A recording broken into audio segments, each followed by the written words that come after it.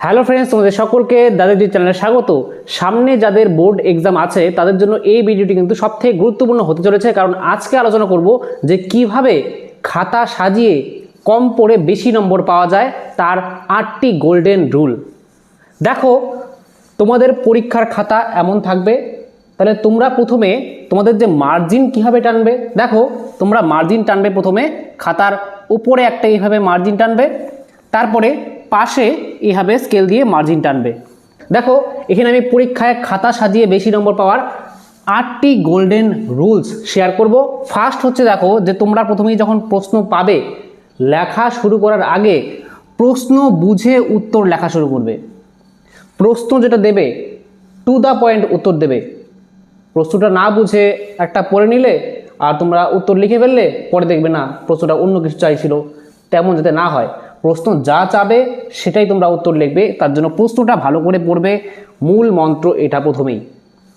Next হচ্ছে proper structure অনুযায়ী লেখো, অর্থাৎ তোমরা যখন খাতায় লিখবে তখন প্রপার যাতে একটা স্ট্রাকচার থাকে, অর্থাৎ 2 মার্কসের জন্য তোমাদেরকে বলা হচ্ছে 2 থেকে 3টি লাইনে লেখার জন্য প্রপার যা চাবে সেটাই তোমরা লিখবে।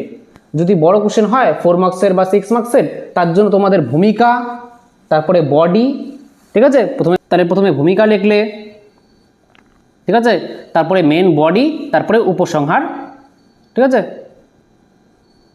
এইভাবে লিখে শেষ করবে। অর্থাৎ একটা প্রপার স্ট্রাকচার অনুযায়ী কিন্তু তোমরা লিখবে খাতার মধ্যে।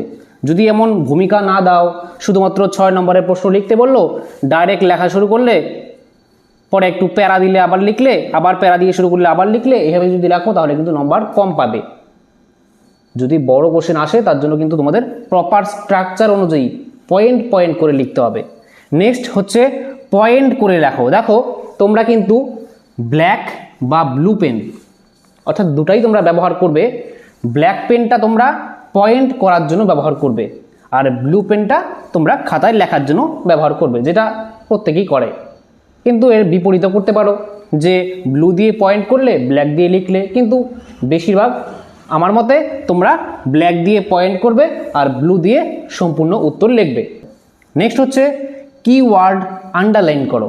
ধরো কোনো উদাহরণ লিখবে, ঠিক আছে, কোনো উদাহরণ লিখলে তাহলে উদাহরণের নিচে আন্ডারলাইন করে দিলে, পেন্সিল দিয়েও করতে পারো বা ব্ল্যাক পেন দিয়েও করতে পারো, যেটা দিই খুশি। আন্ডারলাইন করলে শিক্ষকরা খুব সহজেই ধরতে পারে যে না, এর উত্তর এটা, এখানে উদাহরণ দিয়েছে। না হলে তোমরা যদি উদাহরণের নিচে আন্ডারলাইন না করো তাহলে টিচাররা অতটা তো পড়বে না, এত এত খাতা দেখতে হয়, সব তো আর পড়ে দেখা সম্ভব নয়। তার জন্য তুমি টিচারকে, এক্সামিনার যে আছে যারা খাতা দেখবে, তাদেরকে যত সহজ করে দেবে, তখন তাদের চোখের সামনে যদি সাজানো গোছানো খাতাটা থাকে, যে আমি বেশিক্ষণ টাইম লাগছে না খাতা দেখতে, এমন যদি হয় তাহলে বেশি নাম্বার ক্যারি করা যায়, ঠিক আছে। যেই খাতার মধ্যে যেই এক্সামিনার যত বেশি টাইম দিবে, সেই খাতার মধ্যে কিন্তু নম্বর তত কম আসার চান্স থাকে। কারণ সেই টিচার যখন খাতাটা দেখে যে হাতের লেখা খারাপ, 1 নম্বর, 2 নম্বর গ্যাপ দেওয়া নেই, সিকোয়েন্স অনুযায়ী লেখেনি, তাহলে কিন্তু টিচারের সামনে একটা খারাপ ইমপ্রেশন যায়, তার জন্য কিন্তু মার্কসও দিতে চায় না। তার জন্য তোমরা কিওয়ার্ড হাইলাইট করবে বা আন্ডারলাইন করবে, অর্থাৎ তোমরা নিচে আন্ডারলাইন করে দেবে, তাহলে বুঝবে না উদাহরণ দিয়েছে ছেলেটা, সবটাই পয়েন্ট করে লিখেছে, ফুল মার্কসই তোমরা পাবে। নেক্সট হচ্ছে 5 নম্বর, প্রশ্ন নম্বর পরিষ্কার করে লেখো। দেখো অনেকে যখন লেখে প্রশ্ন নম্বর, যে অনেকে এখানে লেখে 1-এর এ, ঠিক আছে, লেখা শুরু করে। অনেক সময় এই লেখার সঙ্গে এই নম্বর মিলিয়ে যায়, বোঝাই যায় না এখান থেকে লেখা শুরু হয়েছে, পরে আবার এখানে বি দিয়ে দিল, এখান থেকে লেখা শুরু, ঠিক আছে, মাঝখানে ফাঁকা নেই। তাহলে হঠাৎ করে যখন টিচাররা খাতা দেখবে, তখন এমনও হতে পারে যে 1-এর এ দেখলো, পরে বি বাদ দিয়ে সি এ চলে গেল, এই নম্বরটা চোখেই পড়ছে না, এমন হয় আর কি লিখতে লিখতে। তার জন্য তোমরা কি করবে, যে একটু যদি মার্জিনের ডান পাশে লেখো তাহলে একটু ডিপ করে লিখবে যাতে বোঝা যায়। আর আমি বলবো তোমরা এই পাশে লিখবে, ঠিক আছে, 1-এর এ, বি, এভাবে লিখবে, এই পাশে লিখবে, তাহলে সুবিধা হবে। এখন আসছি পরে, যে গ্যাপ ও মার্জিন ঠিক রাখো। দেখো তোমরা যখন খাতার মধ্যে লিখবে তখন মার্জিন কীভাবে টানবে সেটা বলে দিলাম। উপরে একটা টানবে, পাশে বা পাশে একটা টানবে, এটা তো হলো। আর ডান পাশে একটু ফাঁকা রাখবে, টানার দরকার নেই। আর নিচেও কিন্তু দাগ টানার কোনো প্রয়োজন নেই, সময় নষ্ট হবে। তার জন্য শুধু একটা ভাঁজ করে দেবে, 2 আঙ্গুল দিয়ে একটু ভাঁজ করে দেবে খাতাটা, আর এতটুকু পর্যন্তই লিখবে আর কি। ঠিক আছে, এতটুকুই শেষ। এখানে লেখা শেষ হলো, আবার এখানে চলে যাবে, এখান থেকে এতটুকু আসলে আবার লেখা শুরু করবে এখান থেকে, এভাবে আসবে। ঠিক আছে, তাহলে খুব কম জায়গার মধ্যে তোমার এতটুকুর মধ্যেই তোমার লেখা শেষ হয়ে যাচ্ছে, তাহলে অনেকটা বড় হবে। 6 নম্বরের প্রশ্ন যখন লিখতে যাবে তখন কিন্তু এই পেজ শেষ হয়ে যাবে, তারপরে পরের পেজে যাবে, তাহলে শিক্ষকের মধ্যে একটা ইমপ্রেশন আসবে যে না, ছেলেটা অনেক বড় করে লিখেছে, নাম্বারটা বেশি আসবে। ঠিক আছে, আর এমন হয় অনেকে যে একদম ছোটো একদম ছোটো ছোটো করে লেখে, যেটা অনেক টিচাররা আছে যারা অনেক বয়স্ক, তারা হয়তো ঠিকভাবে দেখতে পারে না। ঠিক আছে, চশমা দিয়ে দেখে, তাদের কাছে কিন্তু খুব কষ্টকর হয় খাতা দেখা। তার জন্য বলবো একটু বেশি বড় না, যে বড় বড় করে লিখবে, এত বড় বড় করে যে যাতে নাম্বার বেশি পাওয়া যায়, খাতায় দেখতে অনেকটা লাগে, এমন যাতে না হয়, সেটাও কিন্তু খারাপ দেখায়। একটা মিডিয়াম সাইজ তোমরা লিখবে যাতে স্পষ্ট অক্ষরগুলো বোঝা যায়। ঠিক আছে, আর গ্যাপ দেখো, একটা প্রশ্ন লেখা শুরু করলে এভাবে লিখলে এখন ধরো এই প্রশ্নটার উত্তর এখানে শেষ। ঠিক আছে, এবার তোমরা 2 আঙ্গুল গ্যাপ ছেড়ে তারপরে এখানে এর উত্তর এতটুকু শেষ হয়ে গেল, তারপরে বি 2 আঙ্গুল গ্যাপ ছেড়ে এখানে বি দিবে, তারপরে উত্তর লেখা শুরু করবে। তাতে কি হবে, যেখানে বুঝতে পারবে শিক্ষক প্রথম প্রশ্নের উত্তর এতটুক, এবার দ্বিতীয় প্রশ্নের উত্তর এখান থেকে শুরু হয়েছে। নাহলে যদি মাঝখানে ফাঁকাই না থাকে তাহলে কিন্তু সব মনে হবে একটা প্রশ্নের উত্তর, বাজে দেখাবে। তাহলে গ্যাপটা কিন্তু মনে রাখবে, গ্যাপ দেবে, আর মার্জিন ঠিকভাবে রাখবে। নেক্সট হচ্ছে যেখানে প্রয়োজন ডায়াগ্রাম বা ফ্লো চার্ট দাও। অনেক সময় ডায়াগ্রামের প্রয়োজন হয় বা ছবির প্রয়োজন হয়, যেমন তোমাদের জিওগ্রাফি সাবজেক্টটা, জিওগ্রাফিতে কিন্তু অনেক তোমাদের ছবি আঁকতে হয়, তাই না? তাহলে সেখানে কিন্তু তোমরা ছবি যখন আঁকবে তখন খাতার মধ্যে ছবিটা আঁকলে ছবিটা এঁকে, ঠিক আছে, তারপরে একটা বাক্স করে দেবে আর তার নিচে নাম লিখে দিবে। ঠিক আছে, ছবিটার নাম এখানে, ঠিক আছে, নাম লিখবে, বুঝা গেল? তাহলে এই বাক্সের ভিতরে কিন্তু সেই চিত্রটা থাকবে, যাই চিত্র আঁকো সেটা থাকবে এখানে। তাহলে কি হবে, তাহলে কিন্তু নাম্বার বেশি পাওয়া যায়। ডায়াগ্রাম ইউজ করবে, তাছাড়া ফ্লো চার্ট ইউজ করবে, যে কোনো একটা বিষয় তার বৈশিষ্ট্য আলোচনা করবে। ঠিক আছে, তাহলে সেই বৈশিষ্ট্য লেখার সময় ধরো যার বৈশিষ্ট্য, ধরো এখানে বিশ্বায়নের বৈশিষ্ট্য লিখলে, বিশ্বায়নের বৈশিষ্ট্য, ঠিক আছে, বৈশিষ্ট্য লিখলে এভাবে বিশ্বায়নের কয়টা বৈশিষ্ট্য লিখবে, ধরো 6 নম্বরের প্রশ্ন আসলো, তাহলে প্রথমেই তুমি এভাবে 6টি বৈশিষ্ট্য এভাবে লিখে নিলে।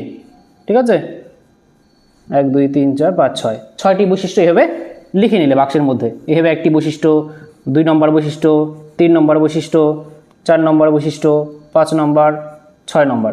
ঠিক আছে, পয়েন্ট, ঠিক আছে, এখানে পয়েন্টগুলো লিখলে, তারপরে এখন একটা একটা করে পয়েন্ট, ঠিক আছে, এখন একটা একটা করে পয়েন্ট তুমি লেখো আর বিস্তারিত লেখো। তখন কিন্তু টিচাররা তোমার নিচের লেখা অতটা দেখবে না। ঠিক আছে, শুধু দেখবে না বিশ্বায়নের বৈশিষ্ট্য এই পয়েন্টগুলো লিখেছে, তাহলে এখান থেকে কিন্তু তোমাদের ডাইরেক্ট ইমপ্রেশন একটা যাবে টিচারের কাছে যে না, ভালো করে লিখেছে, নাম্বার কিন্তু তোমাকে বেশি দেবে। ঠিক আছে, টিচাররা চায় যত কম পড়তে, এমনভাবে খাতায় তোমরা লিখবে যাতে শিক্ষকের কম পড়তে হয়। আর যখন শিক্ষক কম পড়বে, ঠিক আছে, খাতা ভালো করে না দেখবে, তখনই কিন্তু ভালো নম্বর তোমরা পেতে পারো। তাহলে শিক্ষক তোমার খাতায় যদি বেশি সময় স্পেন্ড করে, তোমার খাতার মধ্যে বেশি সময় দেয়, তাহলে তোমার নাম্বার কমবে। আর শিক্ষক যদি তোমার খাতায় কম সময় দেয়, তাহলে তোমার নাম্বার বেশি হবে। কী হবে, যে তুমি এই যে ডায়াগ্রাম করে দিলে, তাহলে শিক্ষক বুঝে গেল যে না, প্রপার তুমি উত্তর লিখেছো, নাম্বার দিয়ে দিল। আর তুমি এখানে ডায়াগ্রাম দিলে না, কিছু দিলে না, লেখার সময় ভালো মতো পয়েন্টও দিলে না, তাহলে কিন্তু নাম্বার কমবে। ঠিক আছে, দেখতে একটু সময় লাগবে যে না, এটা ভালো করে লিখেছি কিনা। তাহলে যেখানে সময় লাগবে বেশি যে খাতা দেখতে, সেখানে নাম্বার কিন্তু নিশ্চিত কমবে। নেক্সট হচ্ছে পরিষ্কার হ্যান্ডরাইটিং। স্বচ্ছ পরিষ্কার লিখবে, এমন না যে লেখায় বোঝা যাচ্ছে না। অনেকের লেখা দেখবে একদম সেই কেমন যে লেখে, নিজের লেখা অনেকে নিজেই পড়তে পারে না, এমন হয়। তাহলে সেরকম যাতে লেখা না হয়, হাতের লেখা যাতে অক্ষরগুলি স্পষ্ট বোঝা যায় যে হ্যাঁ এটা ব, এটা ঝ, স্পষ্ট যাতে পড়া যায়। তোমরা ধরো একটা 6 নম্বরের প্রশ্ন লেখা শুরু করলে, সেটা তোমরা পারো, লেখা শুরু যে করলে এত ভালো করে পারো যে ওটাতেই তোমার সময় চলে গেল, ওটাই তুমি মহাভারত লিখে দিলে খাতার মধ্যে, তাহলে কিন্তু চলবে না। তোমাকে প্রপার 40 মার্কসের মধ্যে, ঠিক আছে, বা তোমাদের পরীক্ষা যততে হবে ভূগোল জিওগ্রাফিতে 35 আছে, তাহলে সেগুলিতে কিন্তু সেই টাইম অনুযায়ী তোমাদের সবগুলি প্রশ্নের উত্তর অ্যাটেন্ড করতে হবে পরীক্ষার মধ্যে। তার জন্য তোমাদেরকে কিন্তু টাইম ম্যানেজমেন্ট করতে হবে আগে থেকেই, যে না আমি 6 নম্বরে এতটুকু টাইম দেবো, তারপরে কোশ্চেনে এতটুকু টাইম দেবো। আর পরীক্ষার একদম শেষ মুহূর্তে যখন তোমাদের হাতে খুব কম সময় থাকে, তখন এটা সবার সঙ্গেই ঘটে যে তোমরা এমন স্পিডে লেখা শুরু করো যে তোমাদের হাতের লেখা কোথায় যে কি যাচ্ছে, ঠিক আছে, বয় ঋষি যে কোন কোন জায়গায় চলে যাচ্ছে, ইকার যে কোথায় চলে যাচ্ছে, অক্ষর বোঝা যাচ্ছে কি না সেটা তোমাদের খেয়াল নেই, তোমরা শুধু লিখে যাচ্ছ স্পিডে, হাতের লেখা কিন্তু কিচ্ছু বোঝা যাচ্ছে না। তাহলে তোমরা আগে থেকেই, ঠিক আছে, প্রপার একটা প্রশ্ন লিখতেই টাইম কভার করবে না, প্রতিটা প্রশ্নের জন্য টাইম রাখবে, লাস্টের গুলিও যাতে অ্যাটেন্ড করতে পারো তার জন্য আগের গুলি কিন্তু সেগুলি লিখতেই টাইম স্পেন্ড করবে না, পরে গুলি লেখার জন্য টাইমটা রাখবে। বোঝা গেল? তাহলে এই ছিল আজকের আলোচনা। তাহলে এই 8টি গোল্ডেন রুলস তোমরা ফলো করবে পরীক্ষার খাতায়, তাহলে কিন্তু একটা ভালো স্কোর করতে পারবে। বোঝা গেল? তাহলে এই ছিল আজকের আলোচনা। তাহলে আশা করি তোমাদের পরীক্ষা ভালো হবে। তাহলে আজকের জন্য এতটুকুই, দেখা হচ্ছে পরে একটি নেক্সট ভিডিওতে। ততক্ষণের জন্য বাই।